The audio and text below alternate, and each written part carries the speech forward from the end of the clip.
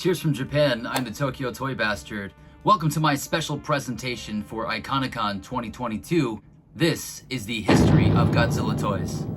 The year was 1954, and Japan was nearly a decade into its post-World War II rebuilding of its biggest and most populated city, Tokyo, a city ravaged by firebombs a previous decade. And it was during this time of rebuilding and renewal that Japanese movie studio Toho had the idea to create a giant monster movie in the wake of popular American films like King Kong and the Beast from 20,000 Fathoms, but one that would capture a more personal story for the country of Japan, one that would reflect upon the horrors of nuclear war and the aftermath of entire cities being burned to the ground.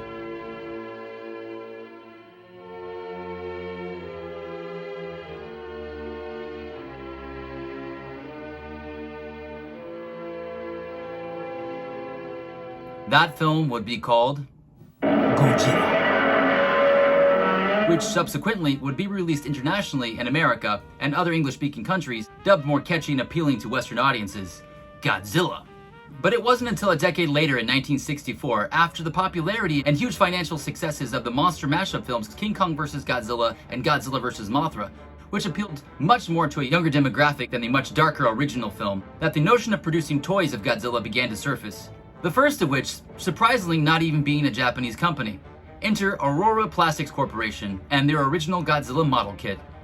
While not actually being a traditional toy that could be played with, this now classic kit was the first taste of a three-dimensional representation of Godzilla that hobbyists and fans of Godzilla could build and paint themselves to proudly or secretly display in their homes.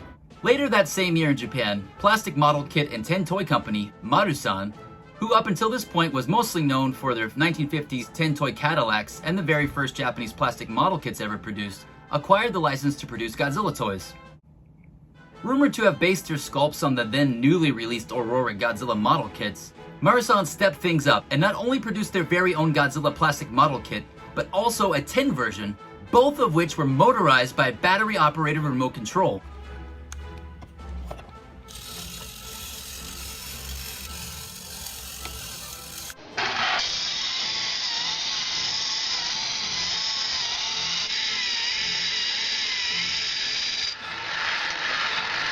But the real game changer came 2 years later in January of 1966, which saw the introduction of a brand new giant monster and mystery-themed TV series called Ultra Q.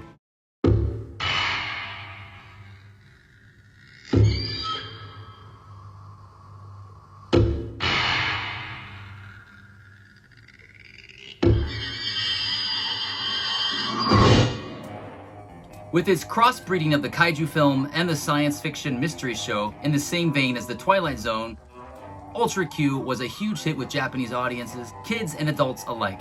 So popular, in fact, that Marusan not only decided to produce toys for it, but they single-handedly pioneered a way of making toys based on kaiju that would not only prove extremely successful, but still be implemented to this very day. While not invented by Japanese toy makers, the process of slush mold casting, a process for quickly producing hollow soft vinyl toys, had mostly been used for making inexpensive baby dolls and simple mascot character figurines, and was popularized in Japan with the production of the very first production run of Barbie dolls in 1959, which were actually being produced in Japan during that period for Mattel by Japanese company Sato Vinyl Industries, who had also acquired the license to sell Barbie dolls in Japan. Then in 1960, Sato Vinyl Industries changed their name to Takara Vinyl, which was later simplified to just Takara in 1966. Then in 1970, Takara would secure the license for Hasbro's line of 12-inch action figures G.I. Joe, after some marketing experimentation and transforming G.I. Joe into translucent cyborgs with a completely new story under the brand name Henshin Cyborg, which also utilized soft vinyl heads and weapon attachments.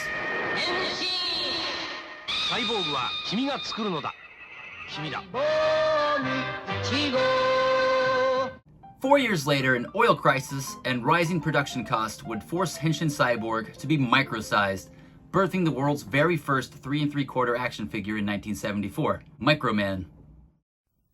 空を見ろ、鳥だ、飛行機だ。あ、ミクロマン。弾よりも速く、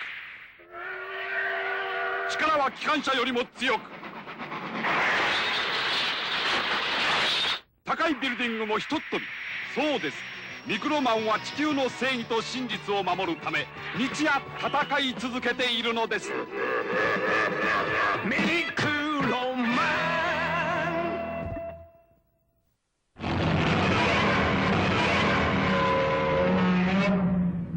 Chill out, dickwad. But back to 1966 Marusan and Ultra Q.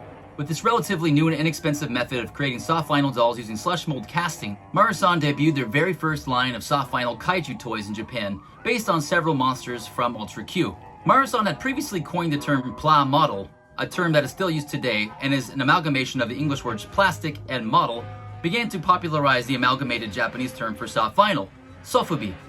Sofu coming from the English word soft, and bi coming from the Japanese pronunciation of the word vinyl, biniru.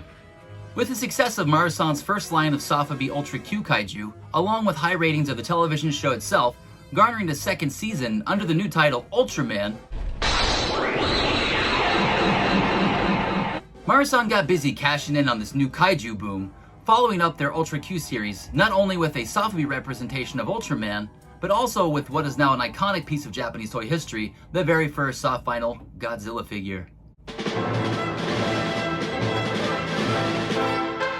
Standing at just over 8 inches tall, featuring a quaintly sculpted depiction of Godzilla as he appeared in the 1962 film King Kong vs. Godzilla, this simplistic masterpiece of a figure and its variants are today regarded as some of the pinnacles of Godzilla collecting. Coming in several different shades of blue and green vinyl with silver spray, reddish-orange eyes, with small dorsal plates sprayed with blue, and a face resembling that more of a snake, it was released in 2 major sculpt variations. The first with a tail shaped like a J, which were only produced during the first wave of releases, and the second being the L-tail version, with a somewhat more straightened out end of the tail, which saw a larger number of productions. This year, American pop culture collectible and toy company Super 7 even released a tribute to this classic Japanese icon in their popular reaction figure line, including both tail variants. But unfortunately for Marusan, the kaiju boom began to fizzle out by the time the 1960s were coming to a close, and they suddenly found themselves facing bankruptcy.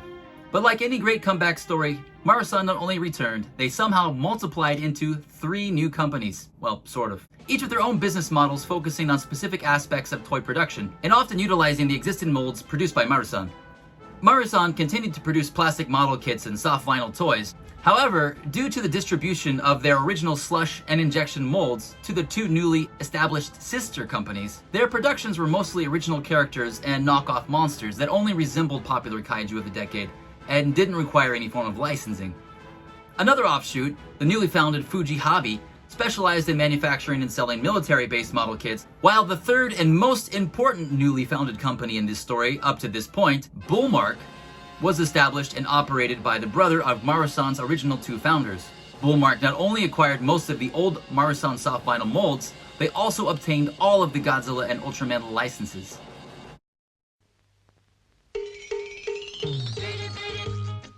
Bullmark の怪獣シリーズなのだ。お子様のブルマーク。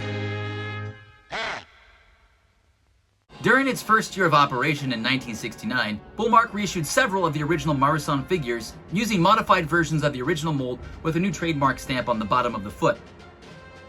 These also included the now highly sought-after Hawaiian paint variants, sold exclusive in Hawaii in very limited numbers, featuring several variations with more brightly colored paint schemes. These Hawaiian variants are among the most rare and popular for vintage Sofubi enthusiasts. Then in 1970, Bullmark unveiled what would become another classic in their lineup of vintage kaiju Sofubi, the giant-sized Godzilla. Standing at a whopping 12 inches tall, this giant beast featured an overall more massive and bulky sculpt, with large dorsal plates and Tokyo Tower as an accessory. Mine's a reissued glow-in-the-dark version, which is pretty badass. Unfortunately, Bullmark 2 could also not escape bankruptcy, and in 1977 had to close down. However, one of its production subsidiaries that was in charge of producing these strange but fun die-cast versions of Godzilla and his foes, Arc Diecast, under new ownership would continue to release other interesting toys, cashing in on the Chogoking and Diaclone boom of the time. 1979 saw the brief return of the classic Sofubi format with the newly established toy company Poppy, a subsidiary of what would become the largest and most successful toy manufacturer in Japan of all time, all the way up until this very day, Bandai. But that is a story for another time. I hope you guys enjoyed this brief history of Godzilla toys from 1960s to the end of the 1970s. I wanted to go all the way through the 90s, but this took a little bit longer than I expected. And yeah, I've got a lot on my plate right now, so I will definitely put out a second part to this video. So please make sure you subscribe, like, comment below which of these Godzilla toys would you like to collect, and are there any other Japanese toys you'd like to know the history of? Let me know below. Enjoy the rest of Iconicon. See you guys later. Ja ne.